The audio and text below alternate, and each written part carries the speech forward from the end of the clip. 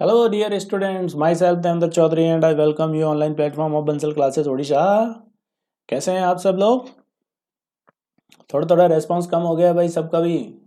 आज हमारा I hope कि कैपेसिटर का लास्ट लेक्चर हो और उसके बाद हम करंट शुरू करने से पहले 3-4 लेक्चर लेंगे कर इलेक्ट्रोस्टैटिक और कैपेसिटर पूरा डिस्कस करेंगे अच्छे से। सो डोंट वरी, कैपेसिटर की शीट आपके पास है, उसकी आप लगाएं शीट, इलेक्ट्रो की शीट अच्छे से लगाएं। अगले 5 दिन में हम पूरा डिस्कस करने वाले हैं इसको, दोनों चैप्टर को, क्योंकि इसका अगला जो चैप्टर है करंट इलेक्ट्रिसिटी वो बहुत आसान है, 5-6 लेक्चर या 10 लेक्चर में ख़त्म हो जाएगा। So don't worry.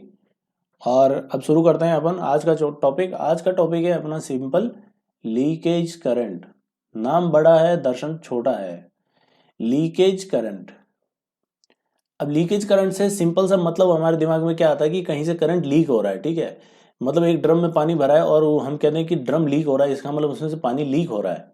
इसका मतलब ड्रम में पहले पानी आपने स्टोर किया था। तो ऐसा ही कुछ होता है आपके कैपेसिटर के साथ। जब आप किसी कैपेसिटर को चार्ज कर देते हैं, सपोज ये कोई कैपेसिटर है,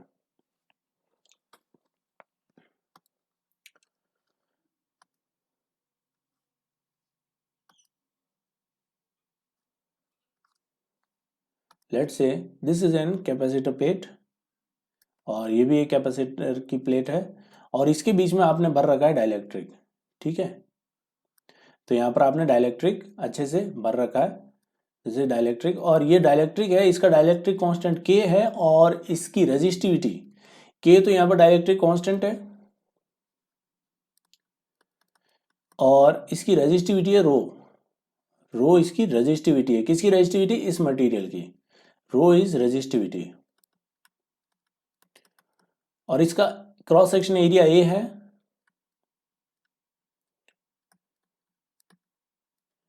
ओके। और ये सेपरेशन है डी। D is separation. तो अगर हम यहां पर देखें तो थोड़ा थोड़ा आपको अगर मालूम हो तो ये जो डाइलेक्ट्रिक है इसका रेजिस्टेंस कितना हो जाएगा? रेजिस्टेंस आर हो जाएगा इसका रो। रो एल अपॉन ए, एल कितना हो जाएगा? डी। तो रो डी अपॉन ए, ये आप पढ़ेंगे किसमें? करंट इलेक्ट्रिसिटी में। लेकिन आपको 10th का कुछ कुछ याद होगा। रो एल अपॉन ए, एल हो जाएगा यहाँ पे डी, और एरिया ए क्रॉस सेक्शन है, ठीक है। और इसका कैपेसिटेंस कितना होगा कैपेसिटर का? तो कैपेसिटेंस होगा इसका C equals to A epsilon not upon D sorry, capacitance हो जाएगा C is equal to A epsilon not upon D multiply with dielectric constant के। ये तो कैपेसिटेंस हो गया और ये हो गया इसका रेजिस्टेंस, ठीक है। अब क्या करते हैं कि हम पहले इसको चार्ज कर लेते हैं। तो हमने इस पे दे दिया चार्ज, इस प्लेट पे पॉजिटिव चार्ज, इस पे नेगेटिव चार्ज। तो इस पे आपका इनिशियल का चार्ज है क्यू नॉट, इस पे है माइनस क्यू नॉट। अब क्या होता है कि इसमें से करंट लीक करना शुरू करता है। करंट लीक करने का मतलब क्या है कि यहां से चार्ज पॉजिटिव इधर जाना शुरू करता है। हालांकि ये आपका इंसुलेटर है, बट उसकी भी कुछ ना कुछ रजिस्टिविटी होती है, ठीक है। दुनिया में ऐसा कोई मटेरियल नहीं जिसकी कोई रजिस्टिविटी ना हो। तो रजिस्टिविटी है, इसका मतलब ये भी एक रजिस्टर की तरह बिहेव करेगा और यहां से यहां तक करंट फ्लो होगा कुछ ऐसे, ठीक है। अब इधर से इधर करंट फ्लो होगा तो हमें वही करंट निकालना है, उस करंट को कहते हैं leakage current. Got my point? तो अगर इस सर्किट को आप ध्यान से देखो, देखो करंट यहां से चल के यहां गया, मतलब इस रजिस्टर में से चला गया, और निकला कहां से? तो कैपेसिटर से। तो अगर मैं इसका सर्किट बना के देखूं ना तो कुछ ऐसा सर्किट है कि एक कैपेसिटर है और उसके अंदर देखो करंट सीरीज में जा रहा है। कैपेसिटर की प्लेट से निकला, कैपेसिटर की प्लेट पे गया, तो यहां से कैपेसिटर की प्लेट से यहां गया, बीच में कौन आ गया? रजिस्टर। तो दोनों किस में हुए? सीरीज में। तो ये देखो दोनों आ गए आपके सीरीज में, ठीक है। ये हो गया कैपेसिटर, ये हो गया रजिस्टर। रजिस्टर का रेजिस्टेंस कितना है? R is rho D upon A, और इसका कैपेसिटेंस कितना है? C is equal to A epsilon naught K upon D. Got my point? Initial charge इस पे क्यू नॉट, इस पे माइनस क्यू नॉट। ये T is equal to zero पे चार्ज है। T is equal to zero पे charge कितना है? Q is equal to Q naught. अब हम ये देखो, अब एक सिंपल डिस्चार्जिंग सर्किट हो गया। क्या हो गया? ये एक सिंपल डिस्चार्जिंग सर्किट, और this is a simple discharging circuit. और सिंपल डिस्चार्जिंग सर्किट हमने बहुत अच्छे से पढ़ा है, आपने एच सी वर्मा के क्वेश्चन भी लगाए हैं। तो सिंपल डिस्चार्जिंग सर्किट में किसी टाइम टी पे चार्ज क्या होता है? Q होता है आपका Q नॉट या फिर मैक्सिमम चार्ज e की power minus T by tau, यही होता है। तो Q हो जाएगा Q is equal to Q max हमारा Q नॉट ही है, e की पावर माइनस टी, और टाउ टाउ कितना होगा R इंटू सी, आर कितना है रो डी अपॉन ए, और C कितना है ये रहा, तो R इंटू सी। अब हम वैल्यूज पुट कर लेते हैं यहाँ पे, Q equals to Q naught e की power minus T by tau, tau R into C, R is rho D upon A, और C is A epsilon naught K upon D. तो यहाँ से जो कट रहा है उसको काट दो, A से A कट जाएगा, D से D कट जाएगा, तो Q क्या आया, Q नॉट e की power minus T by rho epsilon not into K। Got my point. तो इसका टाइम कांस्टेंट कितना हो जाएगा, रो एप्सिलॉन नॉट इंटू K। अब ये तो आ गया चार्ज। अब मैंने चार्ज क्यों निकाला, क्योंकि चार्ज निकल गया ना किसी टाइम t पे, तो आप करंट निकाल सकते हो। करंट क्या होती है, current is rate of flow of charge, rate of flow of charge. अब यहां से इतना चार्ज, ये तो Q तो बचा है, ये Q चार्ज तो कैपेसिटर पे बचा है, तो फ्लो कितना हुआ, चार्ज फ्लो हो गया आपका, Q नॉट इनिशियल था, Q बचा है, तो इतना फ्लो हो गया, इसकी रेट ये होगी करंट। तो करंट क्या होगी, I is minus D Q by D T, क्योंकि क्यू नॉट तो एक इनिशियल वैल्यू है इसकी, डिफरेंशिएशन जीरो होगा, तो I is minus D Q by D T. तो रख दो यहाँ पे, इसको डिफरेंशिएट कर लो, minus D Q by D T, Q naught E की power minus T by rho epsilon naught K, और टी के साथ मल्टीप्लाई में वो बाहर आ जाएगा, तो माइनस के साथ बाहर आएगा। अच्छा यहाँ माइनस एक और था, ये माइनस, और वो अब माइनस के साथ बाहर आएगा, तो ये minus minus plus upon rho epsilon naught K. तो ये करंट हो जाएगी, करंट कितनी हो जाएगी, I is Q naught upon rho epsilon naught K E की power minus T upon rho epsilon naught K. तो ये बन गई करंट। यही करंट क्या है, leakage current. This current is what, leakage current. तो ये एक टॉपिक का तो नाम दे दिया, हालांकि ऐसा एक क्वेश्चन आया था जेई में, और उसी क्वेश्चन को हमने टॉपिक बना लिया है। तो ऐसे क्वेश्चन भी पूछे जा सकते हैं। तो इसमें लॉजिक है, लॉजिक क्या है कि अगर लीकेज हो रहा है, इसका मतलब कैपेसिटर और ये रजिस्टर दोनों सीरीज में जुड़े हैं, और आराम से आप दिस इज लीकेज करंट निकाल सकते हैं। Got my point.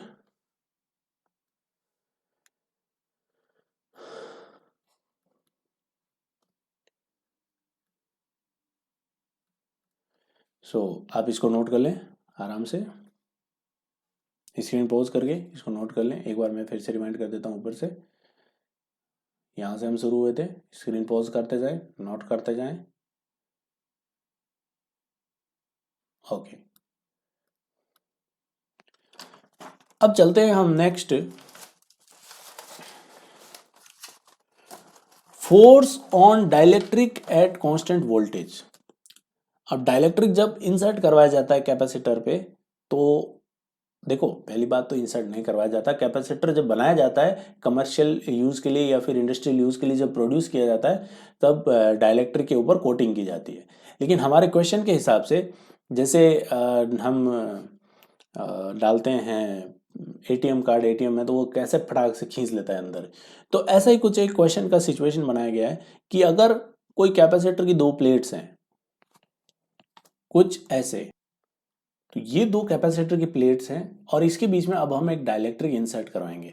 तो ये हेडिंग है, पहले तो आप वो देख लें, फोर्स ऑन डाइलेक्ट्रिक। इस पे बहुत क्वेश्चन आते हैं, force on dielectric at constant voltage. Constant voltage का मतलब क्या है कि डाइलेक्ट्रिक के अक्रॉस एक आपने क्या लगा रखी है, बैटरी। यहां पर एक परमानेंट आपने एक बैटरी लगा रखी है, लाइक दिस। ओके, अब आप इसमें एक डाइलेक्ट्रिक इंसर्ट करवा रहे हैं। अब कैसे डाइलेक्ट्रिक इंसर्ट करवा रहे हैं, तो यहां से आप डाइलेक्ट्रिक इंसर्ट करवाएंगे। तो पहले तो अपन डायमेंशन देख लेते हैं, डायमेंशन क्या क्या है। तो डायमेंशन, इसकी डायमेंशन ये वाली था ए, और ये स्क्वायर प्लेट है, ये भी ए है, ये वाला डायमेंशन यहाँ पे भी ए है, इसको हम यहाँ बना लेते हैं, this is a. Square plate है, दिस इज स्क्वायर प्लेट, हम स्क्वायर प्लेट ले रहे हैं, कोई जरूरी नहीं है कि हमेशा स्क्वायर प्लेट आए, कुछ भी आ सकता है, बट फंडा है वो समझना है हमें। और ये है सेपरेशन डी, ठीक है। तो कैपेसिटेंस कितना हो जाएगा, एरिया हो जाएगा A square epsilon not upon D, ठीक है। ये भी ए है और ये भी A, this is square plate. अब इसमें डाइलेक्ट्रिक कैसे इंसर्ट करवाएंगे वो देखो। देखो यहाँ पर ध्यान से कि अब अगर प्लेट पे इधर पॉजिटिव चार्ज आएंगे ऐसे, ठीक है, और यहाँ पर नेगेटिव चार्ज आएंगे, तो ये पॉजिटिव चार्ज कैपेसिटर को, इस डाइलेक्ट्रिक को अपनी और इधर अट्रैक्ट करेंगे, तो इस पे इधर एक फोर्स लगेगा, यही फोर्स हमें कैलकुलेट करना है, ठीक है। तो अब हम यहाँ पर फंडा क्या यूज करेंगे वो सबसे ज्यादा इंपॉर्टेंट है। तो ध्यान रखना फोर्स क्या होता है, force is minus D U by D x, यही फोर्स होता है D U by D x, minus D U by D X. तो हम इसी का यूज करेंगे, वी यूज दिस, नहीं तो मैं फोर्स निकाल नहीं पाऊंगा, मैं क्या करूंगा, इसका यूज करके निकाल लूंगा। अब मान लो किसी टाइम टी पे ये जो डाइलेक्ट्रिक अंदर घुसा है वो यहां तक घुस चुका है आपका, यहां तक, ठीक है, यहां तक अंदर घुस चुका है, बाकी बाहर है। कितना अंदर घुस चुका है, ये इतना पोर्शन इसके अंदर घुस चुका है। सपोज कि ये x अंदर घुस चुका है और x पे हम पोटेंशियल एनर्जी लिख लेंगे सिस्टम की और डिफरेंशिएट कर लेंगे तो हमें फोर्स मिल जाएगा। तो ये सेपरेशन कितना बचा, a minus x, got my point. तो जब any time t dielectric has inserted distance x inside the capacitor plates, at that time we find potential energy। Potential energy कितनी हो जाएगी कैपेसिटर की, पोटेंशियल एनर्जी हो जाएगी हाफ सी वी स्क्वायर, ठीक है। पोटेंशियल एनर्जी कितनी हो जाएगी, हाफ सी वी स्क्वायर। अच्छा, इसका डाइलेक्ट्रिक कांस्टेंट के है। सो यहां पर पोटेंशियल एनर्जी हम निकाल सकते हैं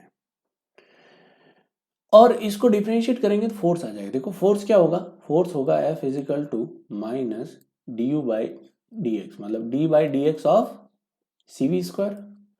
अब हमने कह दिया है कि डाइलेक्ट्रिक एट कांस्टेंट वोल्टेज, देखो कांस्टेंट चार्ज पे भी हो सकती है बातें तो, पर कांस्टेंट वोल्टेज पे इजी रहती है। तो फोर्स कितना होगा, फोर्स होगा माइनस वी स्क्वायर तो बाहर आ जाएगा और वी स्क्वायर और D C by D X. अब D C by D X यहाँ पे कैपेसिटेंस चेंज हो रहा है, जैसे जैसे ये अंदर जाएगा अंदर कैपेसिटेंस चेंज होता जाएगा।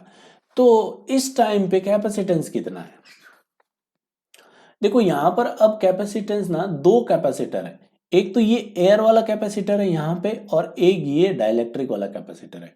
और दोनों किस में जुड़े हुए हैं, दोनों पैरेलल में जुड़े हुए हैं, क्योंकि दोनों के अक्रॉस पोटेंशियल डिफरेंस सेम है, यहाँ का 0 यहाँ का v, तो दोनों के अक्रॉस पोटेंशियल डिफरेंस v है।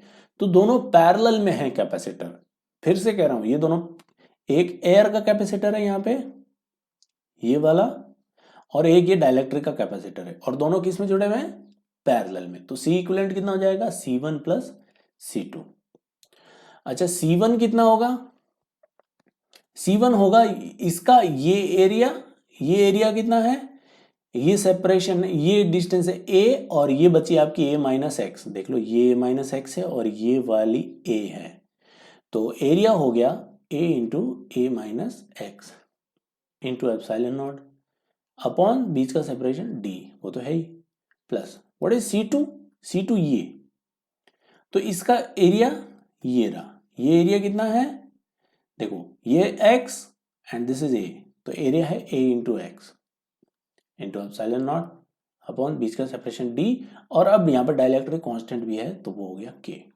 तो ये आ गया आपके पास क्या, c को आप चाहो तो थोड़ा और अच्छा लिख लो, c क्या हो जाएगा, a epsilon naught by D, ये तो कॉमन आ जाएगा, अंदर क्या बचेगा a माइनस एक्स प्लस इधर बचेगा के एक्स, ठीक है। तो यहां से अब अगर आप इसको डिफरेंशिएट करेंगे तो आपको मिल जाएगा D C by D X. तो D C by D X कितना होगा, small A epsilon naught by D, और a का डिफरेंशिएशन 0, के एक्स का डिफरेंशिएशन k, और इस x का डिफरेंशिएशन 1, और आगे है माइनस, तो -1। तो ये आ गया D C by D X, इसको यहां पुट कर दो। तो फोर्स कितना आया, minus V square D by D X is A epsilon not upon D into K minus one. और मैग्नीट्यूड यहाँ पर देखें, देखो minus sign potential energy increase हो रहा है, दैट्स वाई नेगेटिव हो सकता है, इसमें कोई दो राय नहीं है। फोर्स नेगेटिव डायरेक्शन में लग रहा है यहाँ पे, आप उसको छोड़ें। मैग्नीट्यूड कितना है? मैग्नीट्यूड है यहाँ पर A small A epsilon not V square upon D multiply with K minus one.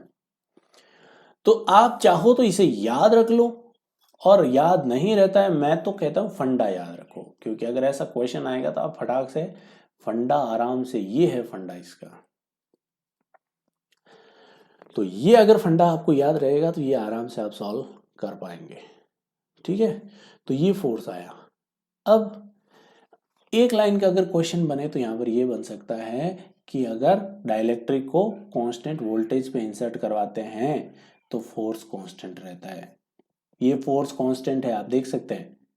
A constant है, एप्सिलॉन नॉट, वी आपने कह दिया कांस्टेंट वोल्टेज पे, डी कांस्टेंट, के माइनस वन। तो this force is constant, this force is constant. और अगर कोई इस पे और रिसर्च करना चाहता है तो ये फोर्स है, और अगर आप इसको धीरे धीरे इंसर्ट करवाएंगे तो इतना ही फोर्स आपको इधर लगाना पड़ेगा, है कि नहीं।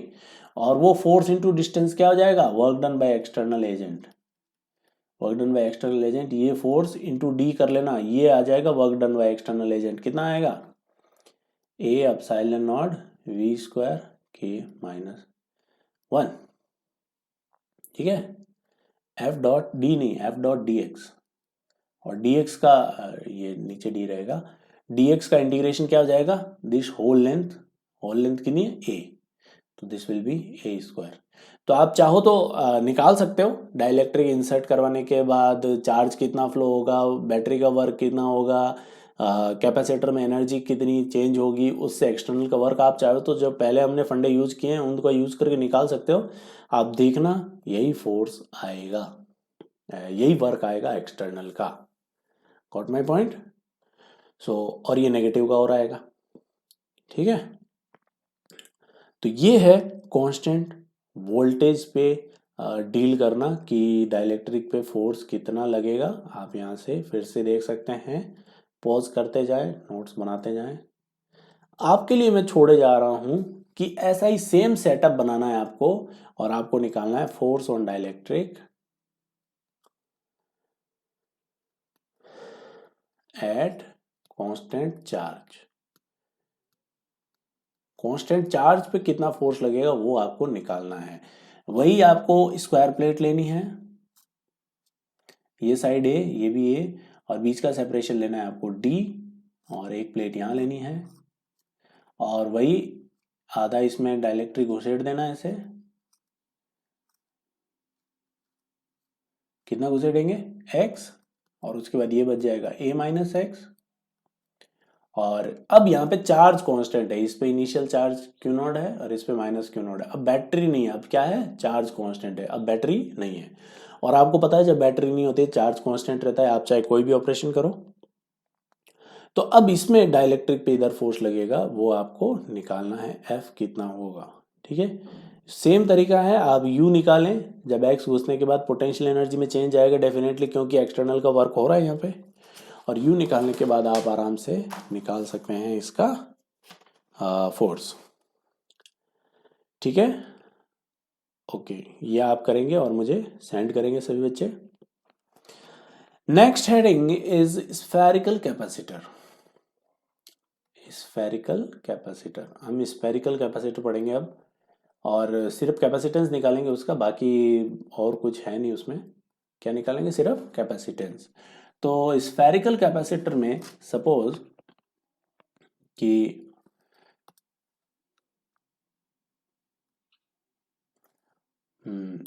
ये एक स्फीयर है, ठीक है, और इसके बाहर एक दूसरा स्फीयर है।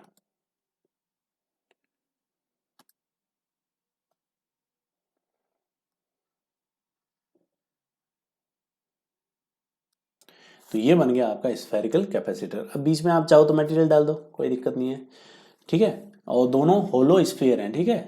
हाँ, अब इसको इसकी डायमेंशन देख लेते हैं। इसकी डायमेंशन अंदर की रेडियस है ए और बाहर की रेडियस है बी। अब इसको कैपेसिटर बनाया कैसे जाता है, तो इसको अंदर चार्ज दे देते हैं हम Q और बाहर वाले को कर देते हैं अर्थिंग। ये बन गया कैपेसिटर। अब इसका कैपेसिटेंस हमको निकालना है, तो कैपेसिटेंस निकालने का तरीका एक ही होता है, C is equal to Q upon delta V. आप Q निकाल लो, Q आपने दे दिया Q। अब देखिए ना यहाँ पर माइनस Q ही आएगा। क्यों आएगा माइनस Q? अगर हम गॉसियन सरफेस लें इस बाहर वाले शेल के अंदर, तो वहाँ पे इलेक्ट्रिक फील्ड जीरो है, तो Q एनक्लोज जीरो होना चाहिए। Q एनक्लोज में एक ही Q है, तो यहाँ पर माइनस Q आना ही पड़ेगा। तो ये बन गया ना Q और माइनस Q, तो इलेक्ट्रिक फील्ड इनके बीच में रहेगा। जो भी इलेक्ट्रिक फील्ड होगा वो अब इनके बीच में ऐसा रहेगा।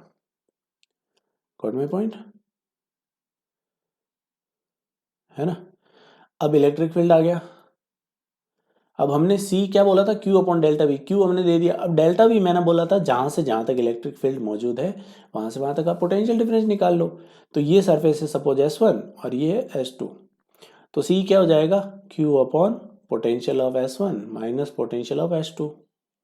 अब S2 को तो वैसे भी हमने अर्थिंग कर रखा है, तो पोटेंशियल ऑफ S2 तो जीरो है, तो C क्या हो जाएगा, Q upon potential of S1।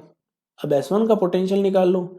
S1 पे जो पोटेंशियल होगा वो इसकी वजह से भी होगा और माइनस Q की वजह से भी होगा, दोनों की वजह से होगा। तो Q की वजह से सरफेस पे पोटेंशियल कितना होगा, तो ये एक स्फेयर बन गया और स्फेयर के सरफेस पे चार्ज की वजह से पोटेंशियल होता है KQ/R। तो Q अपॉन S1 पे पोटेंशियल होगा आपका Q और माइनस Q दोनों की वजह से, Q की वजह से हो जाएगा KQ upon A and plus minus Q की वजह से अंदर हर जगह पोटेंशियल कांस्टेंट रहता है, क्योंकि माइनस क्यू की वजह से अंदर हर जगह इलेक्ट्रिक फील्ड क्या होगा, जीरो। तो इसकी वजह से अंदर हर जगह पोटेंशियल कांस्टेंट रहता है। कितना रहता है, जितना सेंटर पे रहता है। और सेंटर कितना दूर है माइनस क्यू से, बी, तो के माइनस क्यू अपॉन बी।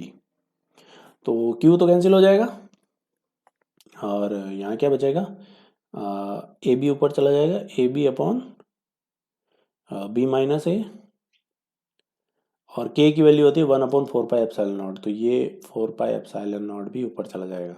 तो c is 4πε0 A B upon B minus A. तो ये भी आपको क्या करना है, रट्टा मारना है, याद रख लेना है इसको। स्फेरिकल कैपेसिटर ऐसे डील किए जाते हैं कि स्फेरिकल कैपेसिटर में अंदर से बाहर ऐसे इलेक्ट्रिक फील्ड होगा, तो यहाँ पोटेंशियल निकाल सकते हैं। चलिए इसमें एक बहुत ही शानदार क्वेश्चन है मेरे पास, आप चाहें तो इसे करें, हमारी शीटों में भी है। और क्वेश्चन ये है कि ये स्फीयर है और ये बाहर का स्फीयर है। अभी हमने क्या किया था, अंदर वाली सरफेस पे चार्ज क्यू दिया था, बाहर वाली को अर्थिंग किया था। अब मैं बाहर वाली को क्यू दे रहा हूँ, अंदर वाले को अर्थिंग कर रहा हूँ। ठीक है, बाहर वाले क्यू दिया, अंदर वाले को अर्थिंग किया। ये रेडियस ए है और ये वाली बी है। इसका कैपेसिटेंस अगर कोई मुझे बताएगा तो इनाम दिया जाएगा।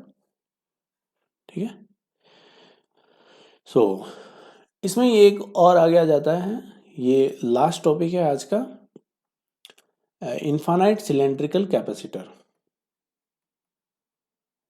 Infinite cylindrical capacitor. तो इनफाइनाइट सिलेंड्रिकल कैपेसिटर कैसा होगा कि ये एक सिलेंडर है, बहुत बड़ा है, हम सिर्फ एक छोटा सा सेक्शन ले रहे हैं उसमें।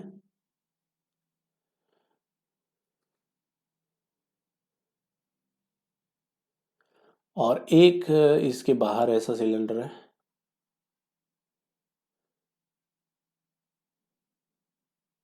Like this. ओके,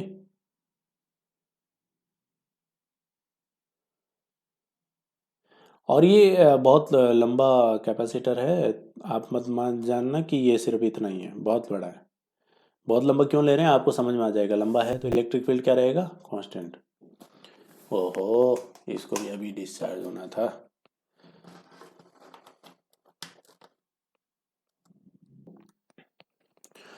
तो अब इसमें आपको निकालना है, इसमें देखो पूरा तो कैपेसिटेंस हम निकाल नहीं सकते, तो आपको ये 12th बोर्ड के लिए भी काम आएगा, कैपेसिटेंस पर यूनिट लेंथ निकालना है।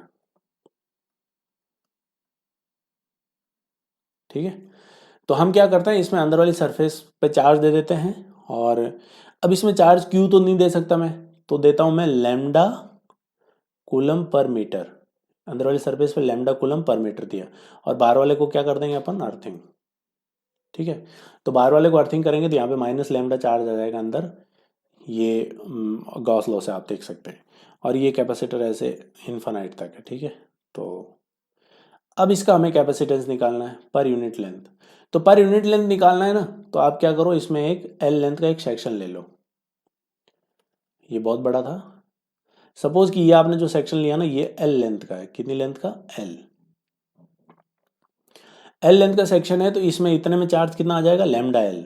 यहाँ पे चार्ज कितना आ जाएगा, ये प्लस का, इधर क्यू आ जाएगा लैम्डा इंटू एल, और यहाँ पे आ जाएगा माइनस लैम्डा इंटू एल। ठीक है, अच्छा, इसकी अंदर की रेडियस ए है और बाहर की रेडियस है बी। तो अब सी क्या हो जाएगा, सी हो जाएगा क्यू अपॉन डेल्टा वी। अब क्यू तो आपने दे दिया, लैम्डा एल है इतने सेक्शन के लिए, डेल्टा वी यहां से लेके देखो, अब इलेक्ट्रिक फील्ड यहां से यहां तक होगा, कैसा होगा इलेक्ट्रिक फील्ड, ऐसा, है ना, ऐसा होगा। तो ये अंदर की सरफेस है S1 और ये बाहर की सरफेस है S2, तो डेल्टा वी हो जाएगा potential of S1 minus potential of S2, और S2 का पोटेंशियल आपने अर्थिंग कर रखा है वैसे ही जीरो है, तो सी हो जाएगा आपका lambda L upon potential of S1। अब S1 पे पोटेंशियल कितना होगा, तो S1 पे पोटेंशियल हमें निकालना पड़ेगा, कैसे निकालें, यहाँ पर S2 का पोटेंशियल तो जीरो है, लेकिन आप पोटेंशियल S1 का तो नहीं निकाल पाएंगे, यहाँ और यहाँ के बीच में डिफरेंस जरूर निकाल सकते हैं, कैसे, dv equals to minus E dot D R करके, है ना। तो dv equals to minus E dot D R, उसको यूज करते हैं, dv equals to minus E dot D R. Electric field हमें पता है, लॉन्ग इन्फानाइट सिलेंडर का इलेक्ट्रिक फील्ड अंदर जीरो होता है और बाहर कितना होता है, 2k लैम्डा बाई आर, तो इलेक्ट्रिक फील्ड हो गया 2k lambda upon R dot D are. इसको इंटीग्रेट कर लेते हैं माइनस, और dv का इंटीग्रेशन हो जाएगा V final minus V initial. ठीक है, तो यहां से हम निकाल सकते हैं क्या,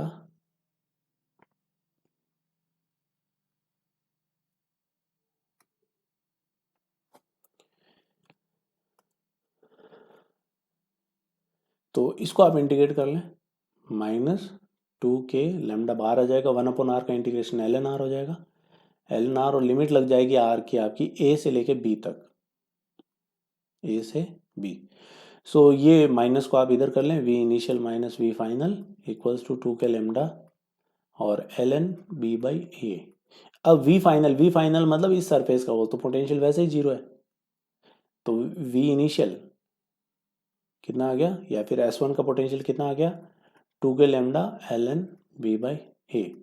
तो ये आपका S1 का पोटेंशियल आ गया, यहाँ रख दो, सी हो गया आपका lambda L upon 2k lambda L N B by A. ठीक है, तो ये अभी तो सी निकला है, आपको निकालना है कैपेसिटेंस पर यूनिट लेंथ, तो एल को इधर ले आओ, तो सी बाई एल ये हो गया ना कैपेसिटेंस पर यूनिट लेंथ, कितना हो जाएगा, के की वैल्यू पुट कर दो, 4 पाई एप्सिलॉन नॉट, अच्छा लैम्डा कैंसिल हो जाएगा यहाँ से, और तो के हो गया 1 अपॉन 4 पाई एप्सिलॉन नॉट, ऊपर जाए 2 से 2 कैंसिल हो जाएगा, तो ऊपर क्या बचेगा 2 पाई एप्सिलॉन नॉट, और नीचे बच जाएगा L N B by A. Good my point. तो ये भी आप चाहो तो याद रख सकते हैं कि डायरेक्ट क्वेश्चन आता है कई बार इस पे, ठीक है, तो इसको भी आप याद रख लें। और स्फेरिकल को देखो डील कैसे करना है, मेन बात तो वो है, बाकी याद रखना कोई बड़ी बात नहीं है, ठीक है, ये याद रट्टा कोई भी मार सकता है, आर्ट्स वाला भी मार सकता है। आप तो समझो कि कैसे डील किया जाता है ऐसे कैपेसिटर को, आप सी अपॉन डेल्टा वी निकालें, और delta we Q upon delta we निकालें, और डेल्टा वी कहाँ से कहाँ तक होगा, जहाँ से जहाँ तक इलेक्ट्रिक फील्ड मौजूद है। क्लियर है यहाँ तक? So this was the today's session. I hope you enjoyed, and I'm feeling very lucky that I have completed capacitance very soon. थोड़ा टाइम ज़्यादा लगा है और कोई बात नहीं। अब हम नेक्स्ट 4 लेक्चर में इलेक्ट्रोस्टैटिक के सॉल्यूशन बना के आपको भेजूंगा। आप मुझे आज शाम तक इलेक्ट्रोस्टैटिक के जो जो डाउट है एक्सरसाइज 1, एक्सरसाइज 3 और एक्सरसाइज 4 वो मुझे आप भेज दें। प्रत्येक बच्चा उसमें भेज दे कि उसको किस किस में डाउट है। मैं शॉर्ट लिस्ट करके उसका एक अच्छे से वीडियो बना दूंगा, या 2-3 वीडियो बना लेंगे अपन और उसको मैं आपको डिलीवर कर दूंगा। Okay, so that was today's session. Thank you.